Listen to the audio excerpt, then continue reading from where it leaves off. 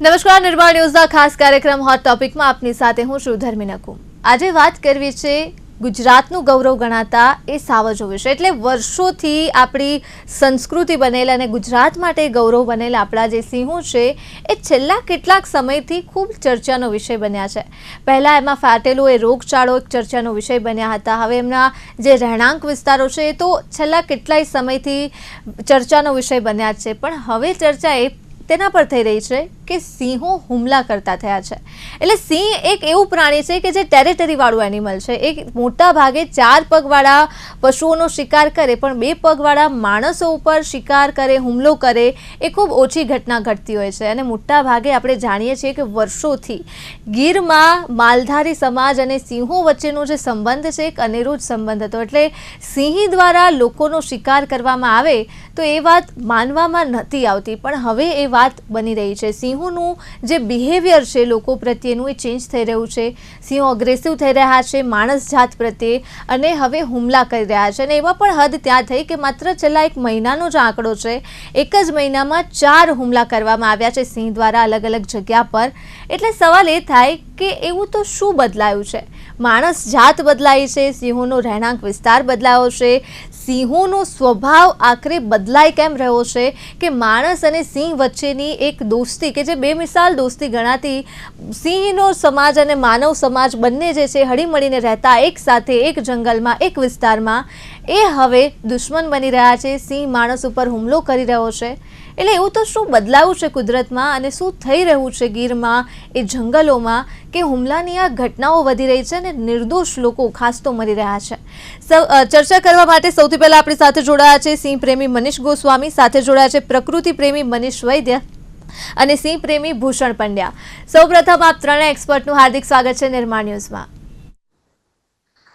જે પ્રકારે આ સિંહોની પ્રકૃતિ બદલાઈ રહી છે, મારે એ જાણવું છે સૌથી પહેલા કે આખરે શું માણસ અને સિંહની જે દોસ્તી હતી એક સમયની, એ દોસ્તી ક્યાંક હવે તૂટી રહી છે?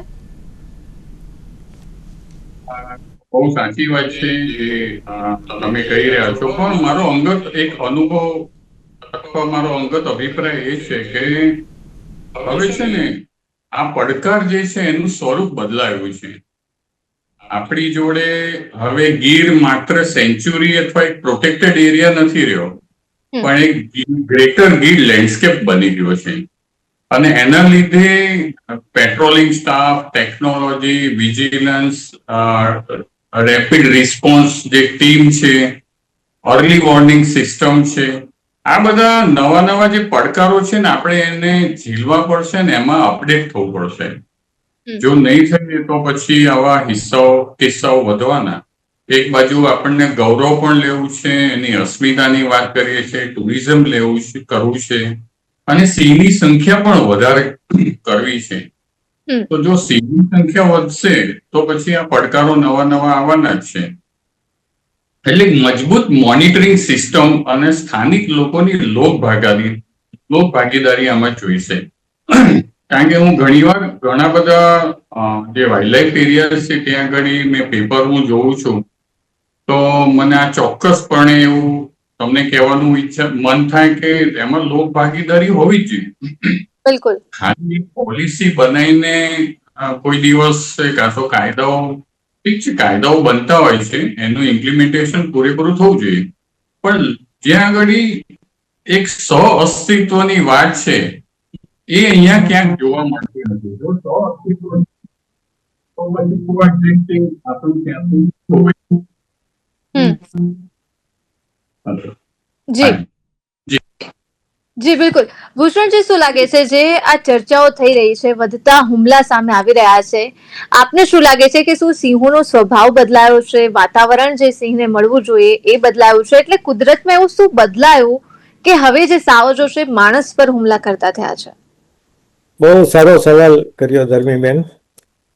થોડોક આપણે જો સિંહોનો કન્ઝર્વેશનનો ઇતિહાસ જોઈએ તો સિંહો આજકાલ આરક્ષિત વિસ્તારોની બહાર નીકળવા માંડે એવું નથી।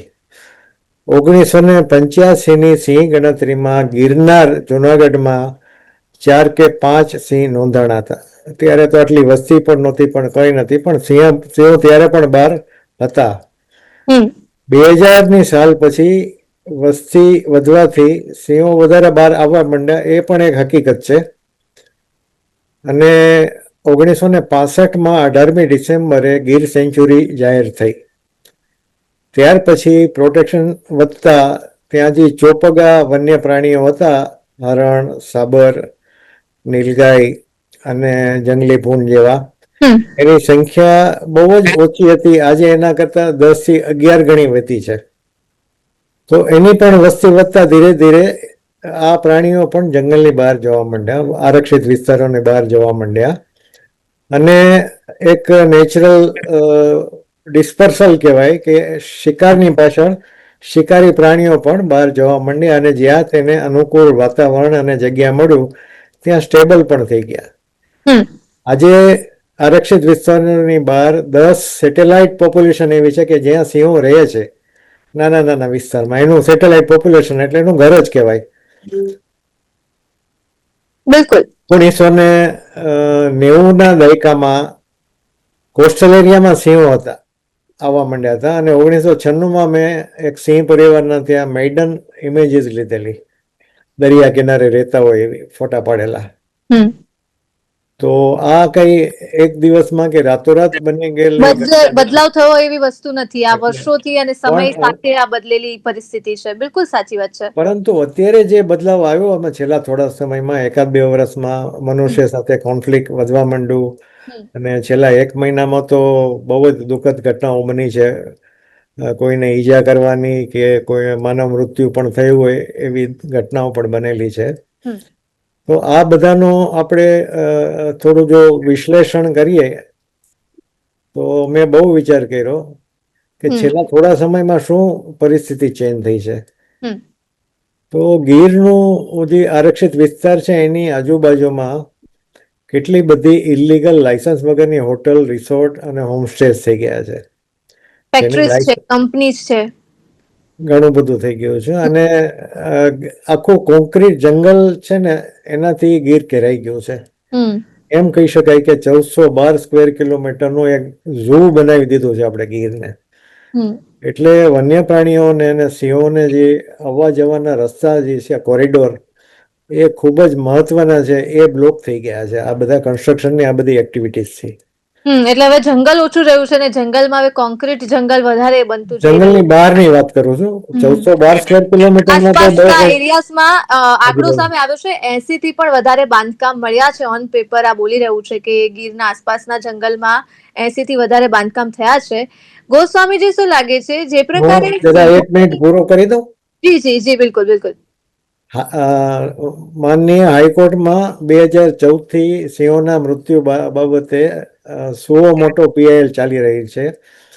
એમાં છેલ્લી તારીખ પડી હતી 15 દિવસ પહેલા, ત્યારે 124 હોટલવાળાએ એફિડેવિટ કરેલી છે એમના વકીલે કે અમને પરમિશન નહોતી અને અમે હવે એને હોટલ તરીકે નહીં વાપરીએ, અમે એને રહેણાંક માટે જ વાપરશું, રહેણાંકના હેતુ માટે. પરંતુ પરમિશન નથી તો રહેણાંક માટે પણ ન રાખી શકાય. એ કોરિડોર બ્લોક થઈ ગયા છે એનું શું? જેમ ગામમાં, શહેરમાં કોઈ પણ ઇલીગલ કન્સ્ટ્રક્શન થયા હોય, દબાણ થયા હોય, એને ડિમોલિશ કરે છે, એ ડિમોલિશ કરવા પડે તો જ આ પરિસ્થિતિ સુધરશે. અને એનું એક દૂષણ એ એવું છે કે એમાં જે ટુરિસ્ટ આવે છે એમને પરમિટ લઈને જંગલમાં જવાની બદલે રાત્રે લાયન શોમાં જવું છે. અને કેટલાક વ્યક્તિઓ લાયન શો કરે છે. અને આ ઇલીગલ લાયન શો થાય છે રાત્રે, એમાં રાત્રે સિંહોનો શિકાર કરવાનો સમય છે. દિવસમાં 18 થી 20 કલાક એ આરામ કરે છે. શિકાર કરવા જાય ત્યારે મનુષ્યોને કેટલા બધા વાહનો હોર્ન વગાડી એની ઉપર લાઇટ નાખીને એને ઘેરી લે. એટલે એનો જે નેચરલ પ્રે છે, ચોપગા પ્રાણીઓ, એનો શિકાર કરવા જઈ શકતા નથી. એટલા માટે આ હુમલાઓ વધી રહ્યા છે. એટલે આ બે પ્રવૃત્તિ વહેલામાં વહેલી તકે એની ઉપર કંટ્રોલ રાખવો પડે, એને ઓછું કરવું પડે, તો જ આ પરિસ્થિતિ સુધરશે. બિલકુલ સ્વભાવ બદલાઈ રહ્યો છે, ચીડિયા થઈ રહ્યા છે જે સિંહો છે આ પરિસ્થિતિના કારણે. રાત્રે એમને પજવણી થાય છે, એ મુદ્દા પર પણ વાત કરીએ. પણ ગોસ્વામીજી, સામાન્ય રીતે એવું કહેવાય છે કે સિંહો એવું જ વર્તન કરશે જેવું મનુષ્ય તેની સાથે વર્તન કરશે. એટલે એક સમયે એવી ઘટનાઓ પણ આપણે જોઈ છે કે બાજુમાંથી જો માણસો પસાર થઈ જાય તો પણ સિંહ ત્યાં બેઠો હોય પણ એ જોવે પણ નહીં માણસ સામે, હલે પણ નહીં, અને માણસ ત્યાંથી આરામથી પસાર થઈ જતા. પણ હવે પરિસ્થિતિ એવી થઈ છે કે સિંહને જોઈને જ લોકો ભાગી રહ્યા છે કે આ ગમે ત્યારે હુમલો કરી શકે છે. જી મેડમ, વાત કરીએ તો જે સિંહના સ્વભાવમાં અત્યારે ફરક પડ્યો છે એ બહુ ખૂબ જ ચિંતાનો વિષય છે. હમ. ભૂષણ પંડ્યા સર જે કીધું એ તો બહુ સિનિયર છે. ગીરમાં કોકરેટના જંગલ વધ્યા એટલે અત્યારે હાલ 900 જેટલી સિંહની સંખ્યા છે. એટલે ગીરમાં માત્ર અત્યારે 400 જેટલા સિંહો છે. બાકી રેવન્યુ વિસ્તારમાં 500 સિંહનો વસવાટ છે. એમાં જોઈએ તો અમરેલી, રાજુલા અને મહુવા આ 3 સિટી છે એમાં વધારે પડતો સિંહનો કાયમી વસવાટ થયો છે. અને સિંહનો આ જે ચીડિયાપણું આવ્યું છે સ્વભાવમાં, એની પાછળનું રેવન્યુનું કારણ હું તમને કહું તો જ્યારે રેવન્યુમાં શિકારની અત્યારે ખૂબ કમી થઈ ગઈ છે. એટલે જે સિંહો છે એ કોઈ રેઢિયાર માલઢોર હોય તેનો શિકાર કરે છે. એ સમયે જ્યારે શિકાર કરે ત્યારે લોકો એને જોવા માટે, શિકાર જે કરે છે ખાવા જો તો ખાતો હોય ત્યારે એને જોવા માટે લોકોના ટોળા વળે છે, એની પજવણી કરે છે. એક તો એને માંડ કરીને શિકાર કર્યો છે, અને એ શિકાર ખાતો હોય ત્યારે લોકો તેની પાછળ ગાડીઓ કરે છે, પથ્થરમારો કરે છે. એટલે સિંહ એ શિકાર મૂકીને બીજા શિકાર કરે છે. હવે એક જગ્યાએથી શિકાર કરીને બીજી જગ્યાએ જાય ત્યાં પણ એની સાથે આવું થાય છે. એટલે એ ભૂખ્યો હોય છે, અને ભૂખ્યો હોય અને માંડ કરીને એક તો એને શિકાર મળે, 2-3 જગ્યાએ એટલે શિકાર કરે, પણ લોકો તેને શાંતિથી ખાવા દેતા નથી. લોકોને પણ સમજવાની જરૂર છે. પછી આ સિંહ છે માણસ એને એટલી પજવણી કરે છે કે છેલ્લે એને હુમલો કરવાની પેલી જરૂર પડે છે. ફરજ પડે છે. હું તમને પાલીતાણાના જે ગરેજિયા ગામની કાલની વાત કરું તો પાલીતાણા જે ગરેજિયા ગામમાં એવું થયેલું કે એક રેઢિયાર ઢોરનું જે સિંહણે મારણ કર્યું હતું, એ ખાતો હતો નિરાતે. મારી પાસે બધા વિડીયો આવી ગયા, મેં જોઈ લીધા. હવે એને એ ભાઈ છે અને ગામનું ટોળું એ બધા અહીંયા જઈ અને એને પથ્થરમારો કર્યો. હવે સિંહ જે એને પોતાનું જે નેચરલ મારણ કર્યું હતું એને પથ્થરમારો કરીને ત્યાંથી કાઢ્યો. એટલે એ સિંહ પછી ગામમાં ઘૂસ્યો અને ગામમાં એની ભેંસને પકડી. એટલે એ ભાઈ ત્યાં પાસે એને ભેંસને ચોડાવવા ગયા અને આ સિંહે એને હુમલો કર્યો. જો ખરેખર સિંહની મારી જ નાખવા હોત એ ભાઈને તો ગળું પકડી અને અથવા ત્યાં જ મારી નાખત. પગ શું કામ પકડી રાખ્યો? માણસને મારવો નથી, પણ સિંહને એની માટે હુમલો કરવા માટે માણસ છંછેડે છે. એટલે કાલની ઘટના તો અનેક સવાલો ઉભા કરે છે કે અડધી કલાક સુધી એ માણસને દબોચીને રાખ્યો સિંહ, અને ત્યારબાદ એ સિંહને જયારે પંપાળ્યો તો ત્યારબાદ માણસને જવા પણ દીધો, 2 પગ દબાવીને રાખ્યા હતા. એટલે કાલની જે ઘટના છે ગોસ્વામીજી, તેના પરથી એ સિંહનું બિહેવિયર શું નક્કી કરે છે? એ સિંહ ત્યારે પરિસ્થિતિમાં કયા પ્રકારનું તેનું વર્તન હતું?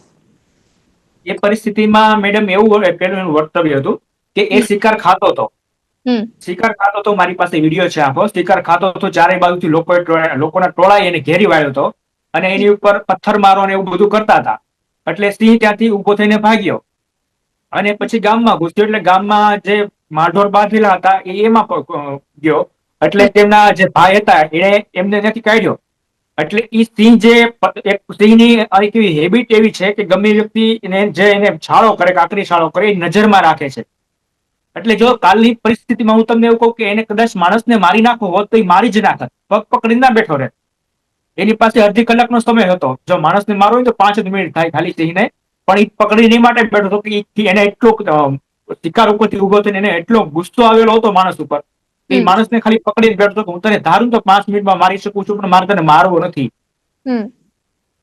એટલે બિલકુલ કાલની ઘટનાને લઈને અનેક બીજા પણ તર્ક વિતર્ક થઈ રહ્યા છે કે કદાચ સિંહ ઓલરેડી શિકાર કરીને આવ્યો હોય અને તેનું પેટ ભરેલું હોય એટલા માટે એ સિંહ જે છે ડરાવતો હોય લોકોને, અને જે પજવણી કરવામાં આવી છે એટલે સિંહ પોતે પણ ગભરાયો હોય. જે પ્રકારે લોકો અવાજ કરી રહ્યા હતા તેની આજુબાજુ, અને સિંહ પોતે ગભરાઈ ગયો હોય કે આ કઈ રીતે જે લોકો છે ટોળું વળ્યા છે આસપાસ. વૈદ્યજી, શું લાગે છે જે પ્રકારે આ સિંહો બદલાઈ રહ્યા છે અને સાઇન આપી રહ્યા છે આપણને, જે પ્રકારે ચીડિયા થઈ રહ્યા છે આ સિંહો, એમનું વર્તન તો બદલાવું છે, આપણે કારણો અનેક છે તેના ચર્ચા કરી, પણ જે પ્રકારે એમના રહેણાંક બદલાયા છે એ કેટલું મૂળભૂત કારણ છે? તેમના જંગલમાં કોન્ક્રીટના હવે મકાનો બની રહ્યા છે અને હવે જંગલ કોન્ક્રીટનું જંગલ બની રહ્યું છે. આ કેટલું મૂળભૂત કારણ છે? આમ જોવા જઈએ તો એ સંઘર્ષ માણસ જોડે થવાના ઘણા બધા બીજા પણ કારણો છે, જેમ એક આપણો વિકાસ પણ કહેવાય. કારણ કે જ્યારે તમે એના આવાસને છંછેડશો અથવા એના આવાસને ઓક્યુપાય કરશો, તો ક્યાં જવાના? એ વધારે માણસોના હ્યુમન એરિયામાં જવાના. છેલ્લા જો તમે 2-3 મહિનાથી જુઓ તો ત્યાં આગળ જે રિઝર્વ ફોરેસ્ટની જમીન 75 હેક્ટર જેટલી જમીન એક સિમેન્ટ ઉદ્યોગને આપી દીધી છે, જે ખાણ ખનીજ ખોદવા માટે. અને ત્યાં આગળ 50 છે એવું એના રેકોર્ડમાં છે ફોરેસ્ટ ડિપાર્ટમેન્ટના. તેમ છતાં પણ એ લેન્ડ એને ડાયવર્ઝન કરીને માઇનિંગ માટે આપી છે. આવા કેટલા બધા કિસ્સા છે. આમ તમે જોવા જાઓ તો ગીરની અંદર હ્યુમન જે ઇન્ટરફિયરન્સ છે ને એ વધી રહ્યું છે. એક તો ત્યાં આગળ મંદિરોના પ્રશ્ન છે, રેલવે લાઇનના પ્રશ્ન છે, રોડના પ્રશ્નો છે, માઇનિંગના પ્રશ્નો છે, ટુરિઝમના પ્રશ્નો છે, આજુબાજુના ગામના એન્ક્રોચમેન્ટના પ્રશ્નો છે, ઇલીગલ ટુરિઝમ અને રિસોર્ટના પ્રોબ્લેમ્સ છે. તો આ બધા આટલા બધા પ્રોબ્લેમ્સ જે થવાના, તો એને પ્રેશર જ ઉભું કરવાનું છે. કારણ કે જયારે એનો આવાસ છીનવાશે તો એ હ્યુમન એરિયામાં જવાના, અને માણસની જોડે જયારે એના સંઘર્ષ થાય છે તો હંમેશા જો માણસ કદાચ કોઈ ઇન્જર થઈ જશે કાં તો મરી જશે તો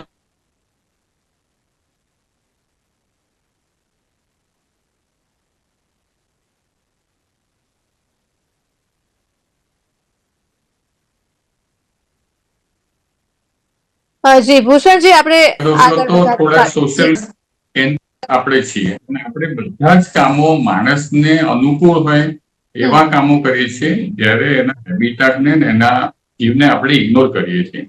તેમ છતાં પણ આપણે ગૌરવ અને અસ્મિતાની વાત કરીએ છીએ. જી, એટલે એ જ વાત છે વૈદ્યજી કે એક તરફ તંત્ર શું કરી રહ્યું છે, આપણને ગૌરવ અપાવી રહ્યું છે, વાત કરવામાં આવી રહી છે, પણ બીજી તરફ જો તેમના જતનની વાત આવે, સુરક્ષાની વાત આવે કે સિંહોની સુરક્ષા કરવી છે, જતન કરવું છે, જંગલ બચાવવું છે, તો તંત્રની આ ઢીલાશ શા માટે છે?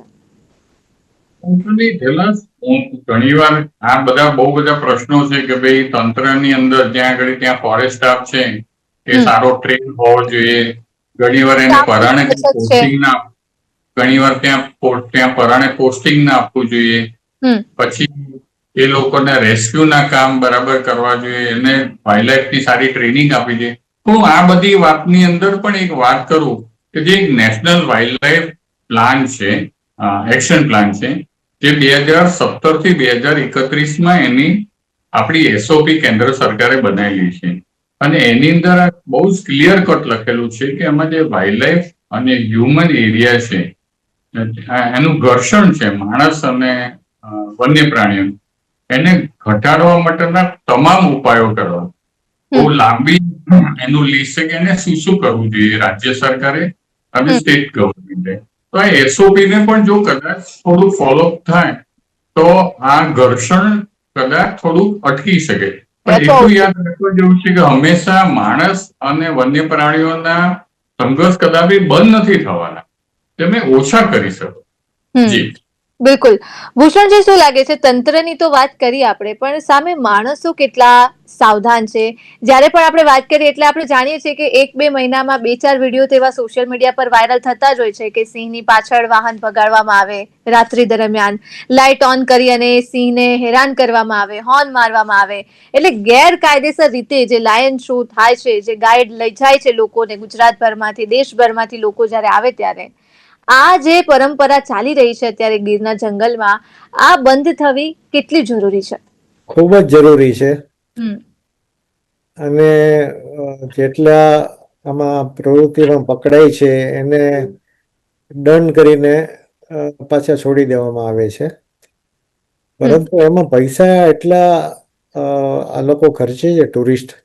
મેં જે વાત કરી ને કે જે ખાસ કરીને ઇલીગલ હોટલ છે અને રિસોર્ટ છે એમાં જે ટુરિસ્ટ આવે છે એને કોઈ પણ રીતે એને રાત્રે જ જવું છે અને આવી રીતે જ સિંહ જોવા છે, પરમિટ લઈને નથી જવું. તો એ જોવાવાળા પણ એટલા જ ગુનેગાર છે અને આ આયોજન કરવાવાળા જે 2-4% માણસો છે એ પણ એટલા જ દોષી છે. હવે એને 25-50 હજાર રૂપિયા દંડ કરીને છોડી દો તો એ બીજે દિવસે કમાઈ લેશે, એટલે આમાં પૈસા મળે છે. બિલકુલ. એટલે આ પ્રવૃત્તિમાં વધારે સ્ટ્રિક્ટ થવું પડે, એને જેલમાં મોકલવા પડે.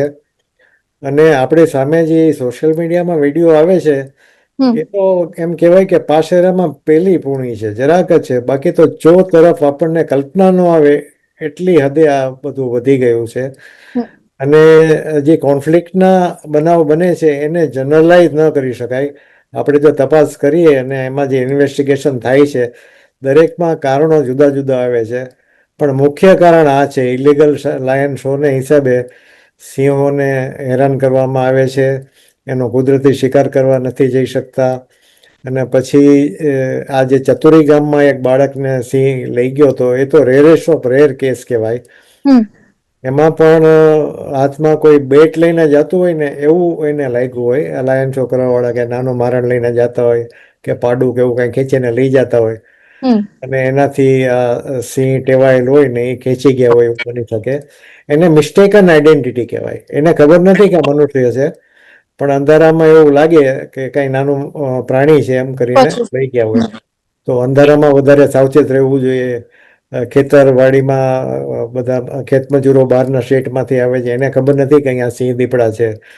એને પણ રાત્રે વધારે ધ્યાન રાખવું જોઈએ. બહાર સુવાય નહીં, લાઇટ રાખવી જોઈએ. નોનવેજ ખાઈને બધું બહાર એનો ફેંકે હજી વધ્યું હોય, એની વાસથી પણ આ બધા પ્રિડેટર્સ છે એ એટ્રેક્ટ થાય, અને કાંઈ શિકાર ન મળે તો જે આજુબાજુ કોઈ સૂતા હોય એની ઉપર હુમલો કરી શકે છે. કુદરતી હાજતે જાય સવારે બહાર જાય ત્યારે નીચે બેઠા હોય તો સિંહ કે સિંહણને એમ લાગે કે આ કઈ નાનું પ્રાણી છે અને હુમલો કરી દે. લગભગ 80% કિસ્સા તો આવા જ નોંધાણા છે. તો પણ થોડું ભૂષણજી, એક પ્રિકોશન. સવાલ થાય કે જે પ્રકારે આપણે આ ઇલીગલ લાયન શો ની વાત કરી રહ્યા છીએ, આપણે ચાર લોકો જ વાત કરીએ છીએ, આપણે જ જાણીએ છીએ એવું નથી. સરકારને પણ ખબર છે, ત્યાં કામ કરતા અધિકારીઓને પણ ખબર છે કે રાત્રિના દરમિયાન શું ચાલે છે, રાતના અંધારામાં કઈ રીતે પજવણી થાય છે. પણ એ નીતિ નથી આ રોકવાની, કે પછી એ બે પૈસા કમાવાની લાલચ એટલી વધારે છે કે આ વસ્તુ બંધ જ નથી થતી. જો આપણે કાંઈ પણ અત્યારે સિંહ છે, એશિયાટિક લાયન લેન્ડસ્કેપ છે, 35,000 સ્ક્વેર કિલોમીટરનો છે. લગભગ આખા સૌરાષ્ટ્રમાં બધે સિંહો ફરે છે. અને ગીરથી 200 કિલોમીટર દૂર જામનગર જિલ્લામાં પણ કંઈક સિંહ કે દીપડાવાળા કંઈ થાય ને તો કે જો વન વિભાગ ધ્યાન નથી રાખતું અને કામ નથી કરતું. ખરેખર જોઈએ લીગલી તો વન વિભાગને સેન્ચુરી કે નેશનલ પાર્ક સિવાય રેવન્યુ વિસ્તારમાં પાવર્સ બહુ જ ઓછા છે.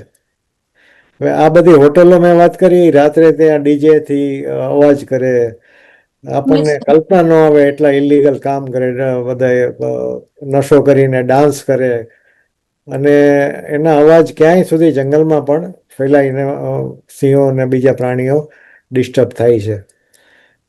હવે ત્યાં કોઈ વન વિભાગ વાળા જાય તો કે તમારે ક્યાં પાવર છે, તમારે ખાલી એનઓસી દેવાનું છે તમારે, બાકી તમે આ કઈ તમારું કામ નથી. એટલે ત્યાં વન વિભાગના હાથ થોડા બંધાઈ જાય છે. તો રેવન્યુ વિસ્તારમાં રેવન્યુ અધિકારી, કલેક્ટર છે, મામલતદાર છે અને પોલીસ, એને વાઇડ પાવર છે.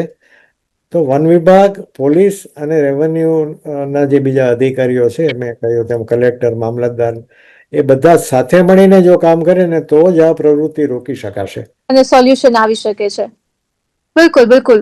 ગોસ્વામીજી, શું લાગે છે, આ તમામ કારણોની આપણે ચર્ચા કરીએ છીએ, આપ તો ખૂબ નજીકથી સાવજના સ્વભાવને ઓળખો છો, કયા પ્રકારે જાણો છો કે વર્તન કરે છે, કઈ રીતે રહે છે, તેની વચ્ચે આજે આ ખૂબ ગંભીર મુદ્દો આવ્યો છે. અને મુદ્દો એટલે ગંભીર છે કેમ કે જો અત્યારે કોઈ પણ પ્રકારના પગલા લેવામાં નહીં આવે તો ભવિષ્ય ખૂબ સંકટમય હશે.